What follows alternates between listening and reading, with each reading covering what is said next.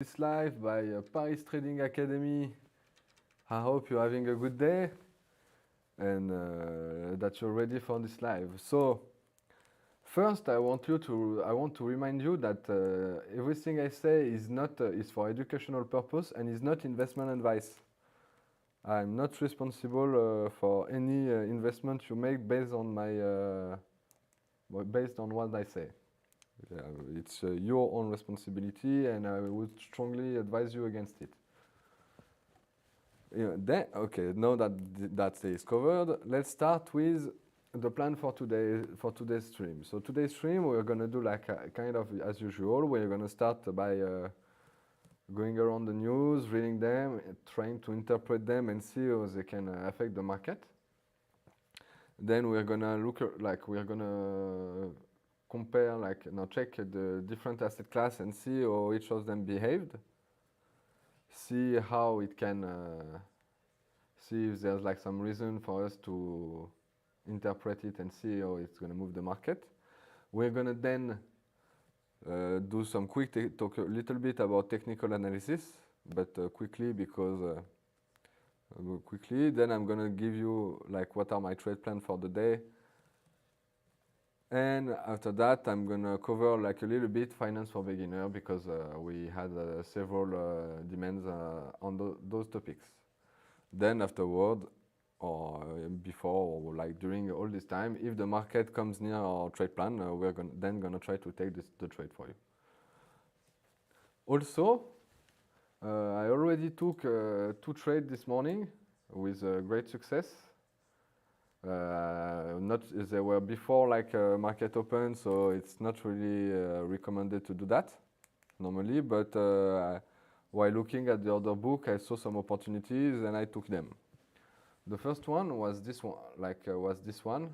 I bought 2 contracts and I sold them at higher price. I did that even though we are in a downward market. I bought the downward market because I saw that we couldn't, the market couldn't break the resistance level that I had previously repaired, note, and that and there was also some buyers that were going in, and I could see it on the order book.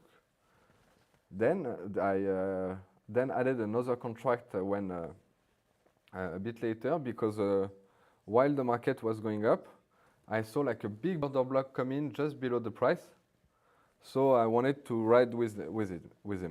So that's why I took another one, and then I sold them as soon as I saw like some big order block on the sell side. The second one I took was this one, and it was basically it was after the economical statistic. I saw that basically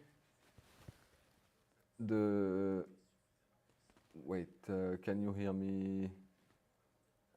Is there a problem with the live? Yeah, I think there's no image. Well, while looking at the economic calendar, I saw that basically the market reacted in a weird way from the publication, because it went up when it was mostly highly possible it would go down, and it went up really fast. So I could anticipate that it would come back on itself, and that's when I basically sold the market here, and I bought it back as soon as I saw a big order block on the buy side that could slow it down. I could have kept it for a little bit more longer here, and I would have made more money, but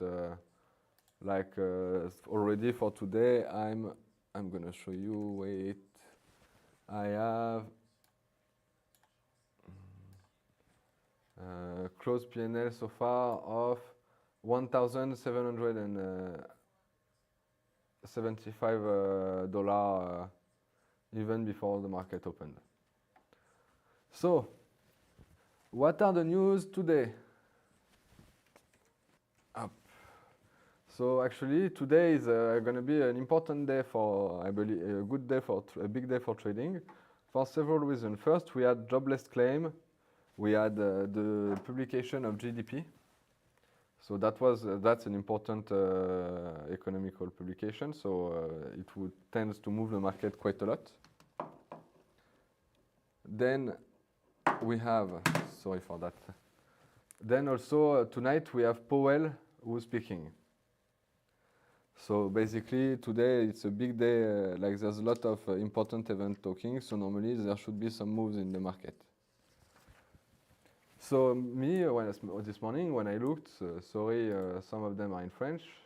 Yeah, okay, so that is analysis, so it doesn't matter. But this one basically was a point about yesterday European close. And basically, the more important part is that Neil Kashkari, the president of Minneapolis Fed, repeated this Wednesday that there might need to be more rate hikes. Therefore, it's more hawkish than anticipated. If we look on, let's take this one.